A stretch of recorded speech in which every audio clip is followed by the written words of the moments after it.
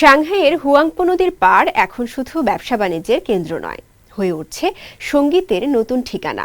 এল sports পার্কে অনুষ্ঠিত হয়েছে থিয়ানথান মিউজিক ফেস্টিভ্যাল, যেখানে শহর পেয়েছে প্রথম নিয়মিত আউটডোর কনসার্ট ভেন্যু।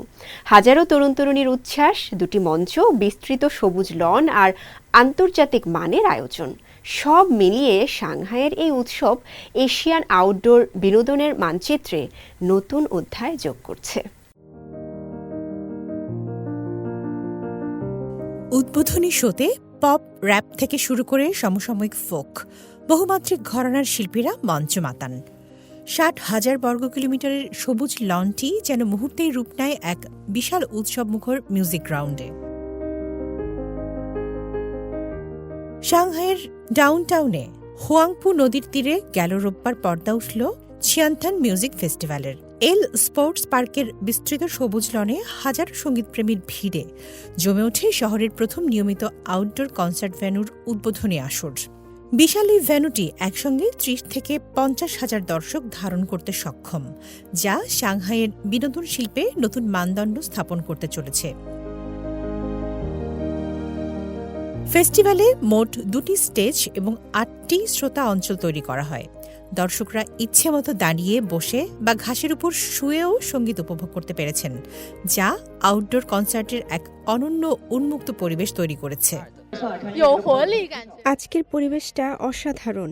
আমি যত মিউজিক ফেস্টিভ্যালে গিয়েছি তার মধ্যে এটি সেরা অভিজ্ঞতাগুলোর একটি। আয়োজকদের পরিকল্পনা আরও বড়। ২০২৬ সালে ২০টি বড় আউটডোর শো আয়োজনের লক্ষ্য নিয়েছে থিয়ানথান মিউজিক ফেস্টিভ্যাল।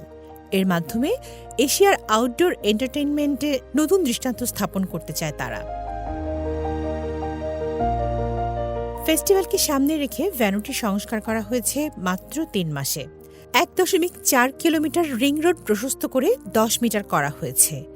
৯টি নতুন প্রবেশ প্রস্থান পথ তৈরি করা হয়েছে এবং ভিড় নিয়ন্ত্রণে তৈরি করা হয়েছে বিশেষ ট্যাক্সি ও রাইড হেলিং জোন। সব মিলিয়ে সাংহাই প্রমাণ করেছে যে দ্রুত অবকাঠামো উন্নয়ন ও পরিকল্পিত বাস্তবায়নের মাধ্যমে বিশ্বমানের আউটডোর উৎসব আয়োজন করা সম্ভব।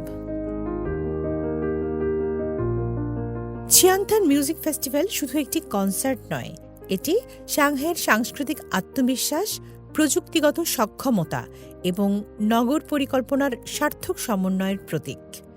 নদীর তীরের খোলা আকাশের নিচে এই উৎসব নতুন প্রজন্মের সামনে তুলে ধরছে এক জীবন্ত, ছন্দময় এবং আন্তর্জাতিক মানের শিল্প বিনোদন অভিজ্ঞতা। তামান্না জেনিফার, সিএমজি বাংলা।